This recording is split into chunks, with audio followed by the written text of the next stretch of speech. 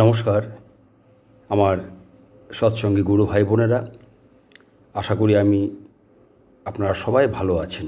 পরম দয়ালের দয়ায়, তার ভালোবাসায় আপনারা সকলেই খুব ভালো আছেন, সুস্থ আছেন। আজকে আমি আপনাদের কাছে এসেছি। আমার মনের মধ্যে কয়েকটা ভাবনা জেগে ওঠে মাঝে মাঝে। সেটা হচ্ছে যে আমরা যখন ঠাকুরের কাছে কিছু চাই, তখন সেটা যখন আমরা পাই না, তখন আমাদের মনের মধ্যে কিছু বিক্ষেপ সৃষ্টি হয়। আমাদের মনের মধ্যে তখন অবিশ্বাস বাসা বাঁধে। তো যাই হোক, এইসব ব্যাপারগুলো নিয়ে মনের মধ্যে একটু তোলপাড় হচ্ছিল। তাই আমার মনে হলো একটুখানি আমি আপনাদের সঙ্গে আমার এই ভাবনাটা একটু শেয়ার করি, যাতে আপনাদেরও মনের মধ্যে যা হয় এটা সহজ এবং স্বাভাবিক। এটা নিয়ে তর্ক বিতর্ক করার কিছু নেই। কিন্তু এই ব্যাপারটা আমি নিজে যেটা বলি, আমি আপনাদের কাছে বলি। আমি নিজেকে যেটা বলি সেটা হচ্ছে, ঈশ্বর কি আমার চাকর বা আমার বাপের চাকর, যে আমার যখন যা ইচ্ছা হবে বা দরকার হবে তখন তার কাছে শুধু হাত পেতেই চাইব, অর্ডার করব, আর সঙ্গে সঙ্গে তিনি তা নিয়ে হাজির হবেন বাধ্য চাকরের মতো আমার সামনে? আর যদি তা না হয়, তাহলে ঈশ্বর নেই, ঈশ্বর মিথ্যা। ঈশ্বর মানে জীবন্ত ঈশ্বর। আমি জীবন্ত ঈশ্বরের সাধনা করি। জীবন্ত ঈশ্বরের কথা আমি ছোটোবেলা থেকে জেনে এসেছি। আমি নিজে স্টাডি করে যা বুঝেছি, আমার কাছে জীবন্ত ঈশ্বর একমাত্র আরাধনার বিষয়। সেই জীবন্ত ঈশ্বর রক্তমাংসের ঈশ্বর। তিনি ঈশ্বর শ্রী শ্রী রামচন্দ্র, শ্রী শ্রী কৃষ্ণ, শ্রী শ্রী বুদ্ধ, শ্রী শ্রী যিশু, শ্রী শ্রী মোহাম্মদ, শ্রী শ্রী রামকৃষ্ণ ও বর্তমান সর্বশেষ শ্রী ঠাকুর অনুকূলচন্দ্র। এরাই একমাত্র রক্তমাংসের ঈশ্বর, জীবন্ত ঈশ্বর। বাকি ধর্মজগতে, ঈশ্বর আরাধনার জগতের রক্তমাংসের যারাই আছেন সবাই ঈশ্বরের সাধক, ঈশ্বরের উপাসক, যোগী, ধ্যানী, মুনি, ঋষি। আর ধর্মজগতে যত অমূর্ত ভগবান আছেন, সমস্ত জীবন্ত ঈশ্বর সর্বজ্ঞের এক একটা গুণের বিচ্ছুরণ, বহিঃপ্রকাশ। প্রতিটি রূপের কাছে আমরা যদি তার গভীরে ঢুকি, তাহলে আমরা দেখতে পাব তার মধ্যে বিজ্ঞানভিত্তিক ব্যাখ্যা আছে।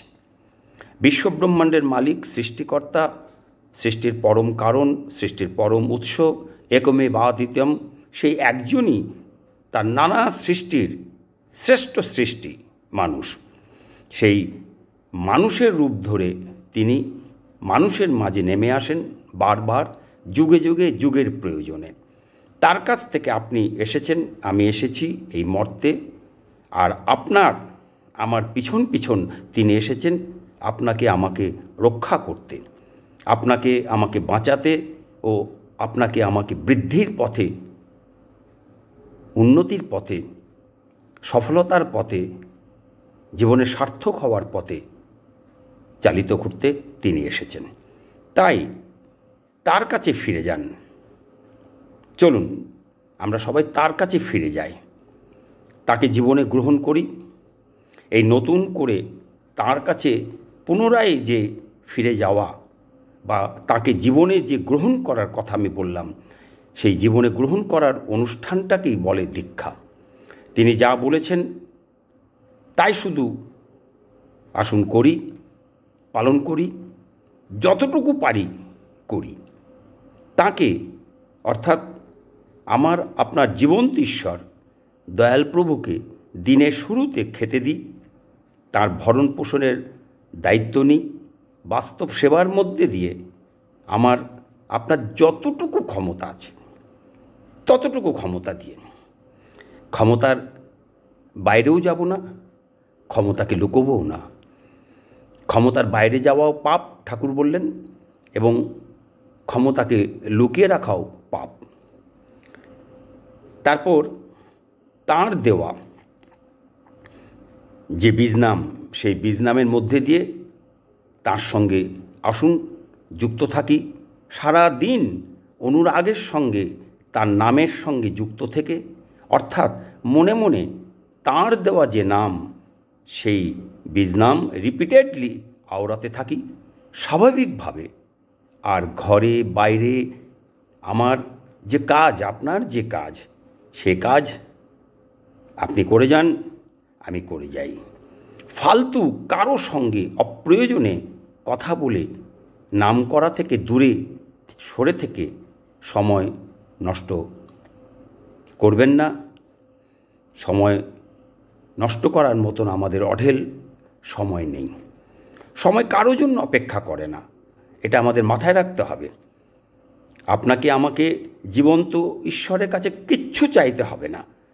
আমার আপনার কি দরকার তিনি সব জানেন।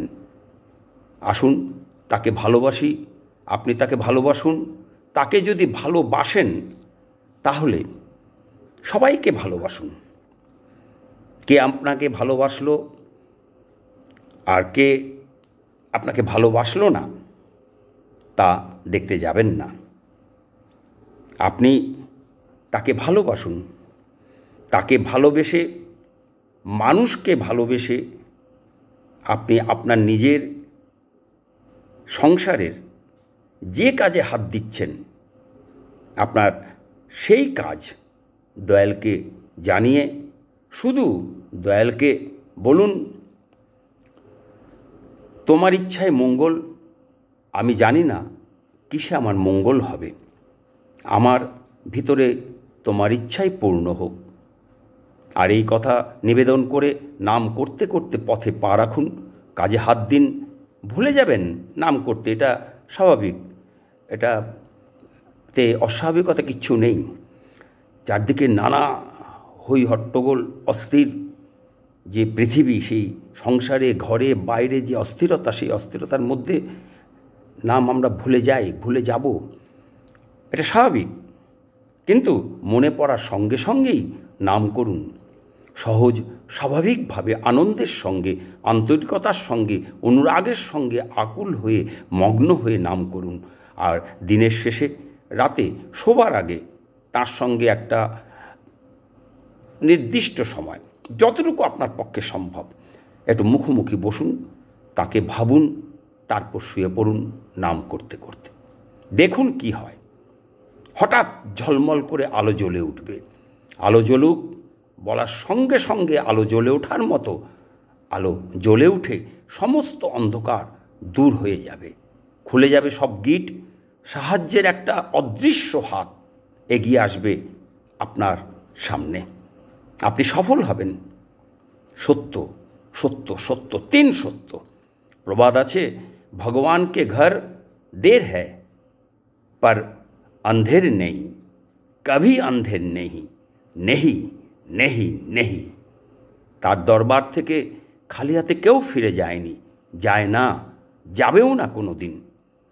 আসুন অশ্রু সজল কণ্ঠে আমরা সবাই তার কাছে যখন যা চাই হাত পাতে আমরা গেয়ে উঠি, ভর দো ঝোলি হামারি হে দয়াল, ভর দো ঝোলি হামারি হে দয়াল।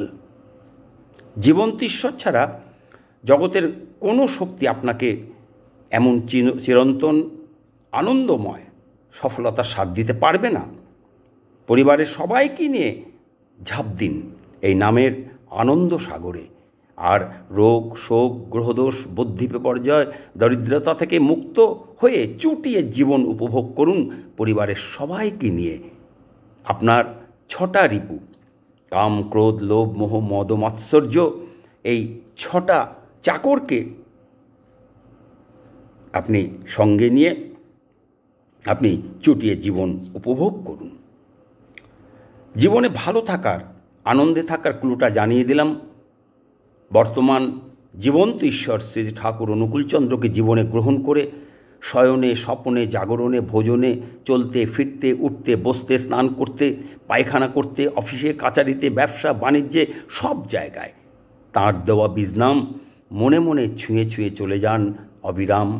আর সময় পেলেই দৌড়ে চলে যান দেওঘর। দেওঘরে সৎসঙ্গ আশ্রমে শ্রী ঠাকুরের মূর্ত রূপ বসে আছেন শ্রী আচার্যদেব আমাদের জন্য।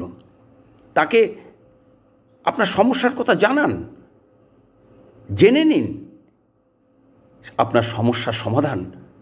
তিনি বাকসিদ্ধ, যা বলেন তাই হয়। একবার ছুটে চলে যান, দেখুন তিনি বসে আছেন। প্রতিদিন সকাল বিকাল তিনি হাজার হাজার মানুষের সামনে তিনি কত কষ্ট, সারা জীবন 365 দিন তিনি মানুষের জন্য বসে থাকেন, সকালে এবং সন্ধেবেলায়। যান, ছুটে যান, আপনার সমস্যার কথা আপনি তুলে ধরুন, আপনার পরিবারের সমস্যার কথা আপনি বলুন তার কাছে গিয়ে। সেখানে যারা বসে আছে তাদের কাছে নিবেদন করুন, তারা আপনার হয়ে আচার্যদেবের কাছে নিবেদন করবেন। আপনি সামনে বসবেন, আচার্যদেব আপনার দিকে তাকাবেন, আপনাকে জিজ্ঞেস করবেন, আপনি আচার্যদেবের সঙ্গে সরাসরি কথা বলবেন।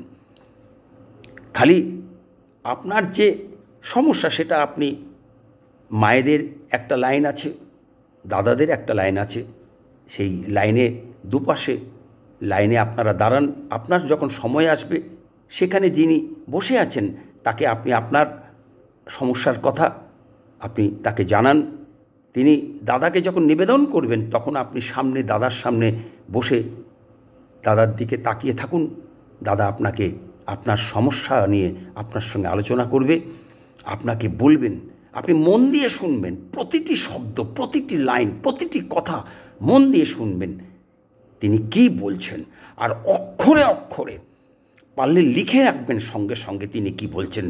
পরে এসে মনের থেকে কথাটা বের করে নিয়ে সেটা অন্য কোনো দিকে মন দেবেন না। তিনি যখন কথা বলবেন, তিনি যখন বলবেন, অন্য কোনো দিকে তাকাবেন না, তাঁর মুখের দিকে তাকিয়ে থাকবেন। স্বয়ং শ্রী ঠাকুর তার মধ্যে অবস্থান করছেন, রেত শরীরে, সুপ্ত শরীরে তিনি সেখানে অবস্থান করছেন। তিনি আপনার সমস্যার সমাধানের উত্তর দেবেন। আর আপনি যদি তা পালন করেন, আপনার সমস্যা আপনার ম্যাজিকের মতন উবে যাবে। আপনি দেখবেন প্রতিদিন হাজার হাজার মানুষ তার সাক্ষ্য বহন করে চলেছে। আমি নিজেও তার সাক্ষ্য বহন করে চলেছি আজ বহু বছর ধরে। তাই নিজে বাঁচুন, পরিবারের সবাইকে বাঁচান। আসুন আর একবার বলি, হে দয়াল ভর দো ঝোলি हमारी, হে দয়াল ভর দো ঝোলি हमारी, ভর দো ঝোলি हमारी, হে দয়াল। নমস্কার, জয় গুরু।